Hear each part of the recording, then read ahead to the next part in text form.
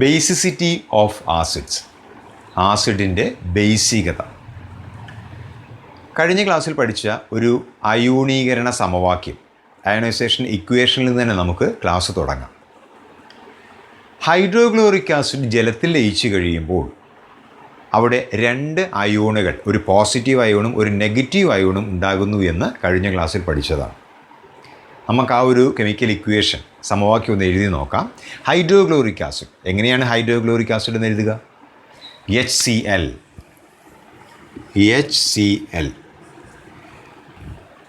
ഇത് അയോണൈസേഷന് വിധേയമാകുമ്പോൾ, അയോണീകരിക്കപ്പെടുമ്പോൾ ഒരു പോസിറ്റീവ് അയോണും ഒരു നെഗറ്റീവ് അയോണുമാണ് ഉണ്ടാകുക. ഏതാണ് പോസിറ്റീവ് അയോൺ, ഏതാണ് നെഗറ്റീവ് അയോൺ? ഹൈഡ്രജൻ പോസിറ്റീവ് അയോണായും ക്ലോറിൻ നെഗറ്റീവ് അയോണായും മാറും. അതായത് ഹൈഡ്രജൻ അയോണും ക്ലോറൈഡ് അയോണുമാണ് ഉണ്ടാകുക. നമുക്കതിങ്ങനെ എഴുതാം: H++Cl-. ഇത് ഹൈഡ്രജൻ അയോൺ, ഇത് ക്ലോറൈഡ് അയോൺ. ഇവിടെ ഹൈഡ്രോക്ലോറിക് ആസിഡിൻ്റെ ഒരു തന്മാത്ര, ഒരു മോളിക്യൂൾ അയോണീകരിക്കപ്പെടുമ്പോൾ ആ തന്മാത്രയ്ക്ക്, ഹൈഡ്രോക്ലോറിക് ആസിഡിൻ്റെ ഒരു തന്മാത്രയ്ക്ക് റിലീസ് ചെയ്യാൻ കഴിയുന്ന, ഡൊണേറ്റ് ചെയ്യാൻ കഴിയുന്ന ഹൈഡ്രജൻ അയോണുകളുടെ എണ്ണം എത്രയാണ്? എത്ര ഹൈഡ്രജൻ അയോണുകളെ ഇവിടെ ഡൊണേറ്റ് ചെയ്യാൻ കഴിയുന്നുണ്ട്? ഒരെണ്ണത്തിന്.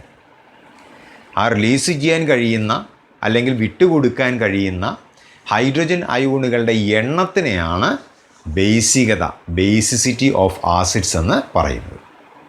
ഒരു ആസിഡ് തന്മാത്രയ്ക്ക് പ്രദാനം ചെയ്യാൻ കഴിയുന്ന ഹൈഡ്രജൻ അയോണുകളുടെ എണ്ണമാണ് അതിൻ്റെ ബേസികത.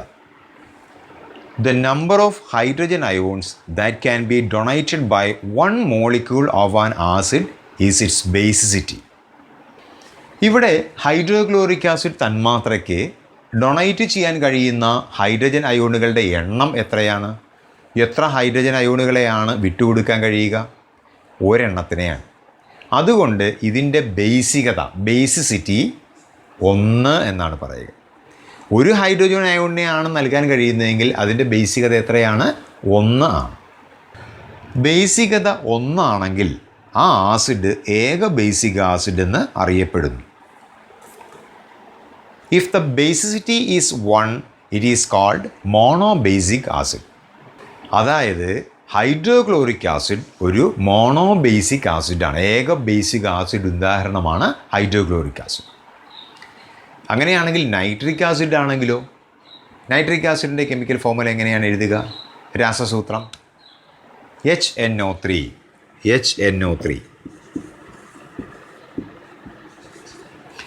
ഇവിടെ എത്ര ഹൈഡ്രജൻ ആറ്റം ഉണ്ടെന്ന് നോക്കുക? ഒരെണ്ണം.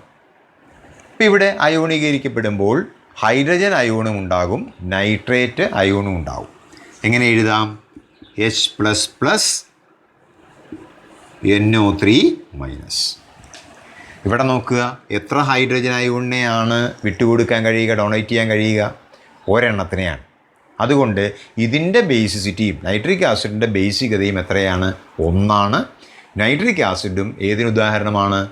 ഏക ബേസിക് ആസിഡിന് ഉദാഹരണമാണ്, മോണോബേസിക് ആസിഡാണ്.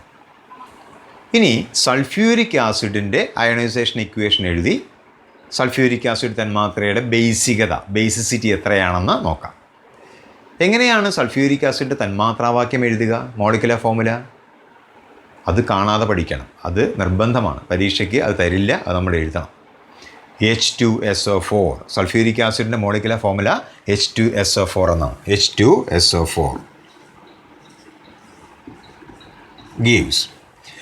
ഇവിടെ നോക്കുക, ഇതിന് മുമ്പ് കണ്ട 2 ഉദാഹരണങ്ങൾ, ഹൈഡ്രോക്ലോറിക് ആസിഡ് തന്മാത്രയിലും അതുപോലെ നൈട്രിക് ആസിഡ് തന്മാത്രയിലും എത്ര ഹൈഡ്രജൻ ആറ്റങ്ങൾ ഉണ്ടായിരുന്നു? ഒരെണ്ണം. ഇവിടെ 1 ആണോ ഉള്ളത്?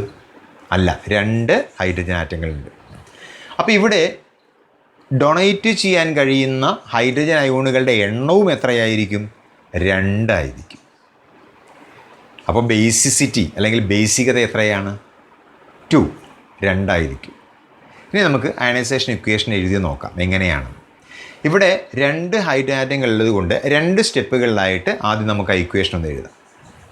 ഇവിടുന്ന് ഒരു ഹൈഡ്രജൻ ആറ്റം ആദ്യം അയോണായി മാറുന്ന എഴുതുക. അപ്പോൾ ഇവിടെ ഒരെണ്ണം H+, ഒരു ഹൈഡ്രജൻ ആറ്റം ഇവിടേക്ക് വന്നിട്ടുണ്ട്. ഇനി ബാക്കി ഇവിടെ എന്തൊക്കെയാണെന്ന് നോക്കുക. ഒരു ഹൈഡ്രജനും ഉണ്ട്, ഒരു സൾഫറും 4 ഓക്സിജനും. അത് ഇവിടെ എഴുതാം HSO4-. ഇത് ബൈസൾഫേറ്റ് അയോണാണ്. ഹൈഡ്രജൻ അയോണും ബൈസൾഫേറ്റ് അയോണുമായിട്ടാണ് ആദ്യത്തെ സ്റ്റെപ്പിൽ വരിക. ഇനി രണ്ടാമത്തെ സ്റ്റെപ്പിൽ ഇവിടെയുള്ള ഈ ബൈസൾഫേറ്റ് അയോണാണ് വീണ്ടും അയോണൈസേഷന് വിധേയമാകുക. അപ്പോൾ അതിവിടെ എഴുതാം. HSO4 gives ഈ ഹൈഡ്രജൻ അയോണായി മാറുന്നു H++, SO4 2-. ഇങ്ങനെ 2 ഘട്ടങ്ങളിലായിട്ടാണ് സൾഫ്യൂരിക് ആസിഡിന് അയോണീകരണം സംഭവിക്കുക, അയണൈസേഷൻ സംഭവിക്കുന്നത്. ഒന്നുകൂടി പറഞ്ഞു തരാം. ആദ്യത്തെ സ്റ്റെപ്പിൽ സൾഫ്യൂരിക് ആസിഡ് തന്മാത്ര ഹൈഡ്രജൻ അയോണും ബൈസൾഫേറ്റ് അയോണുമായി മാറുന്നു. അടുത്ത സ്റ്റെപ്പിൽ ബൈസൾഫേറ്റ് അയോൺ ഹൈഡ്രജൻ അയോണും സൾഫേറ്റ് അയോണുമായി മാറും. അപ്പോൾ ആദ്യത്തേത് ബൈസൾഫേറ്റ് അയോൺ HSO4-. രണ്ടാമത്തേത് SO4 ആണെങ്കിൽ സൾഫേറ്റ് അയോൺ. ഇനി ഈ 2 ഇക്വേഷനും കൂടി ചേർത്ത് നമുക്ക് എഴുതാം. എങ്ങനെയാണെന്ന് നോക്കുക. H2SO4 gives എത്ര ഹൈഡ്രജൻ അയോണുണ്ട്? 2 2H++, എന്നിട്ട് ലാസ്റ്റ് എഴുതിയാൽ മതി SO4 2-. ഈ ഇക്വേഷൻ ആയിരിക്കും പരീക്ഷയ്ക്ക് നിങ്ങളോട് എഴുതാൻ ആവശ്യപ്പെടുക. ഇത് എഴുതി പഠിച്ചാൽ മതി. ഇവിടെ നോക്കുക. സൾഫ്യൂരിക് ആസിഡ് തന്മാത്രയ്ക്ക് വിട്ടുകൊടുക്കാൻ കഴിയുന്ന, റിലീസ് ചെയ്യാൻ കഴിയുന്ന എത്ര ഹൈഡ്രജൻ അയോണുണ്ട്? 2. അതുകൊണ്ട് ഇതിൻ്റെ ബേസിസിറ്റി എത്രയാണ്? ബേസികത എത്രയാണ്? 2. ബേസികത 2 അങ്ങനെയുള്ള ആസിഡുകളെ വിളിക്കുന്ന പേര് ദ്വിബേസിക് ആസിഡ്, ഡൈബേസിക് ആസിഡ്സ് എന്നാണ് വിളിക്കുക. ഒരു ആസിഡിൻ്റെ ബേസികത 2 അതിനെ ദ്വിബേസിക ആസിഡ് എന്ന് പറയുന്നു. സൾഫ്യൂരിക് ആസിഡ് ഒരു ദ്വിബേസിക ആസിഡാണ്. If the basicity of an acid is 2, it is said to be a dibasic acid. Sulfuric acid is dibasic. അടുത്തത് ഫോസ്ഫോറിക് ആസിഡ്. H3PO4 എന്നാണ് മോളിക്കുലർ ഫോർമുല വരിക. തന്മാത്രാവാക്യം H3PO4. H3PO4 gives. ഇവിടെ നോക്കുക. എത്ര ഹൈഡ്രജൻ ആറ്റം ഉണ്ട്?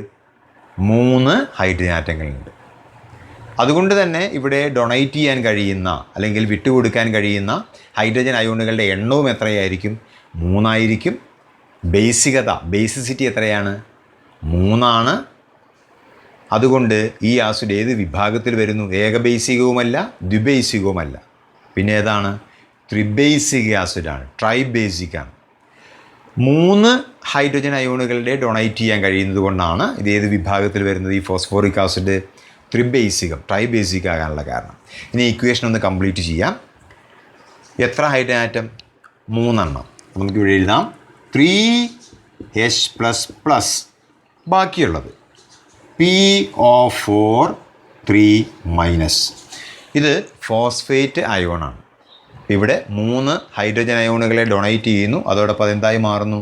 ഏത് അയോണായി മാറുന്നു? ഫോസ്ഫേറ്റ് അയോണായും മാറുന്നു. ഈ ഇക്വേഷൻ ടെക്സ്റ്റ് ബുക്കിൽ കംപ്ലീറ്റ് ചെയ്യാൻ ചോദിച്ചിട്ടുണ്ട്. ഇത് എഴുതി പഠിക്കണം.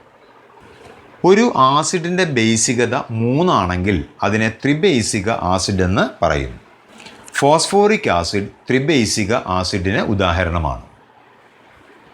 If the basicity is 3, the acid is called a tribasic acid. Phosphoric acid is an example of tribasic acid. ഇനി പരീക്ഷയ്ക്ക് ചോദിക്കുന്ന ഒരു ചോദ്യമാണ്. ചില ആസിഡുകളുടെ രാസവാക്യങ്ങൾ നൽകിയിരിക്കുന്നു. അവയിൽ നിന്ന് ഏകബേസികം, ദ്വിബേസികം, ത്രിബേസികം എന്നിവ തിരഞ്ഞെടുത്ത് തരംതിരിക്കുക. The chemical formula of some acids are given below. Pick out monobasic, dibasic and tribasic acids. ഇവിടെ ഹൈഡ്രജൻ ആറ്റങ്ങളുടെ എണ്ണം നോക്കിയാൽ നമുക്കിത് തരംതിരിക്കാൻ കഴിയും. ഒരു ഹൈഡ്രജൻ ആറ്റം മാത്രമാണെങ്കിൽ അത് ഏകബേസികം, monobasic.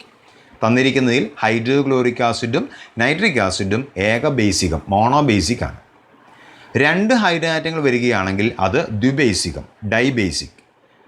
H2CO3 carbonic acid, H2SO3 sulphurous acid, H2SO4 sulphuric acid. ഇവ മൂന്നും ദ്വിബേസിക ആസിഡാണ്, ഡൈബേസിക് ആസിഡ്സ് ആണ്. 3 ഹൈഡ്രജൻ ആറ്റങ്ങൾ വരുന്നവയുണ്ടെങ്കിൽ അത് ത്രിബേസിക ആസിഡാണ്, ട്രൈബേസിക് ആണ്. ഇവിടെ ഫോസ്ഫോറിക് ആസിഡ് H3PO4 തന്നിട്ടുണ്ട്, അത് ത്രിബേസിക ആസിഡാണ്, ട്രൈബേസിക് ആണ്. സോഡാ ജലം, സോഡാ വാട്ടർ നമുക്കെല്ലാവർക്കും പരിചയമുള്ള ഒന്ന് തന്നെയാണ്. എങ്ങനെയാണ് സോഡാ ജലം നിർമ്മിക്കുക?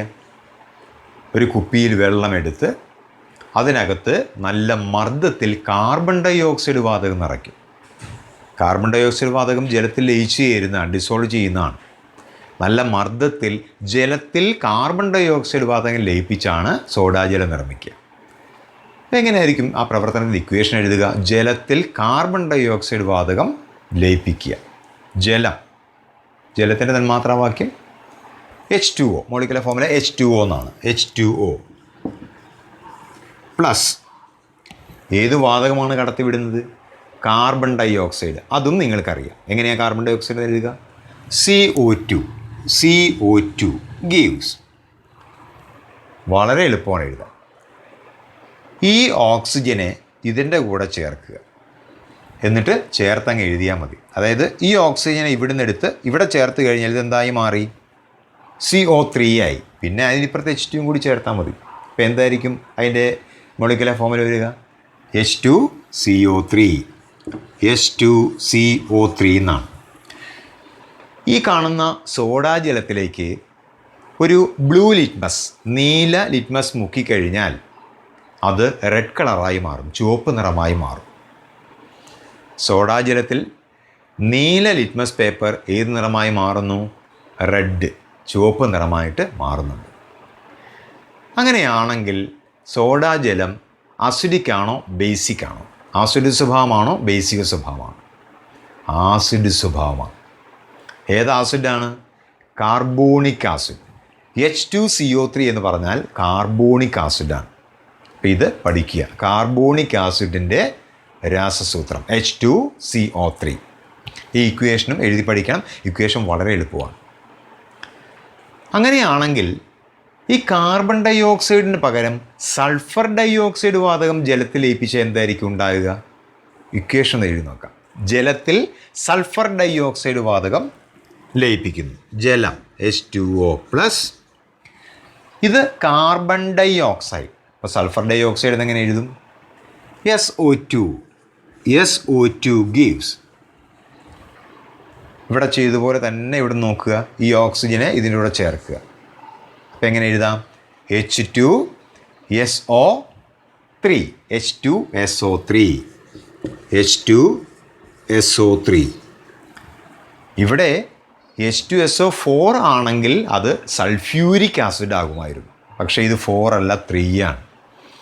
അപ്പോൾ സൾഫ്യൂരിക് ആസിഡ് അല്ല, പിന്നെ എന്താണ്? സൾഫ്യൂറസ് ആസിഡാണ്. സൾഫ്യൂറസ് മാറിപ്പോകരുത്. H2SO3 എന്ന് പറഞ്ഞാൽ സൾഫ്യൂറസ് ആസിഡാണ്. H2SO4 ആണ് സൾഫ്യൂരിക് ആസിഡ്.